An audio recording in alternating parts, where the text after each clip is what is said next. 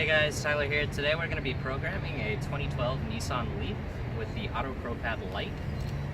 So let's get started.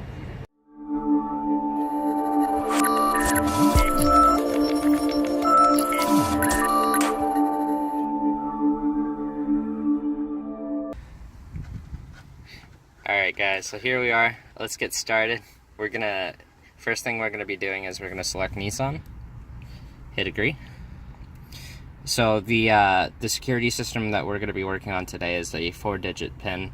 So before we get started, the first thing we have to do is we have to go to this option where it says read BCM code and release steering lock for PIN code. So we're going to do that.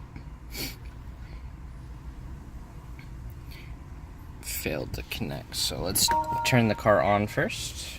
Hit the start button and then do this. Okay, there we go. So you have to have the car on first. We're going to select release steering lock. It's saying it requires the PIN code. Hit OK, switch ignition off. Hit OK. Do you want to bypass the PIN code? So we don't need the PIN code, so we're just going to hit yes to bypass it. It says success, so we're good to go there. So we go back, and now we're going to select program keys. We're going to select from type. It's going to be a smart key system because it is a push to start vehicle.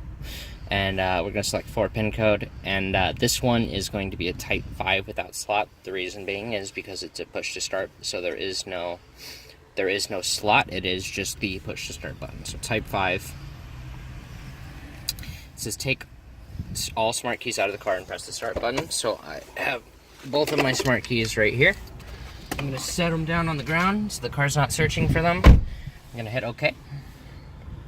And now we're going to select program smart keys. It says you have to perform the function of releasing steering lock to program smart key, whether to continue. We've already done that. That's the first thing I did.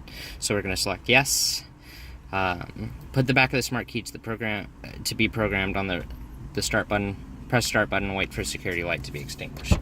So now I'm going to take one of these remotes out from underneath, and like the instruction says, just keep this away. Press the back of the remote to the start button, and then we're going to come up to our console, and the security light blinks for just a few seconds, and then it turns off. So now I'm going to hit OK. It says program success, whether to program next one. We're going to select yes, switch ignition off. OK. And we're going to do the same thing. Put the back of the remote, press the start button with the remote, look at the center console, wait for that security light to extinguished, hit OK. Program success. We only have 2 keys, so no extra ones needed. We're going to select no. Put the back of this program smart key on the start button and start the car, so we're going to do that. Okay, so we did so let's turn this off, and then we're going to start the car. And then let's do that with the second key as well.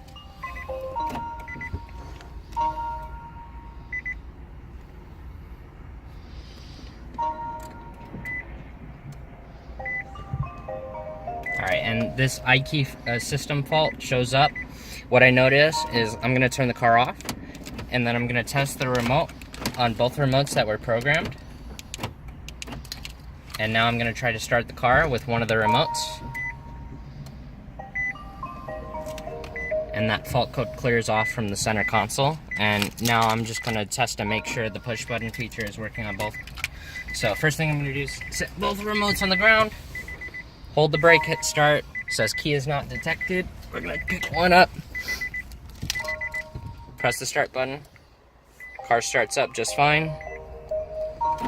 Now we're going to turn off, take our second key, test it, hit the start button, and it turns on just fine. So we're good to go. Just make sure after you program this car, hit the buttons on both remotes, and it'll clear out that fault code. So we're good to go.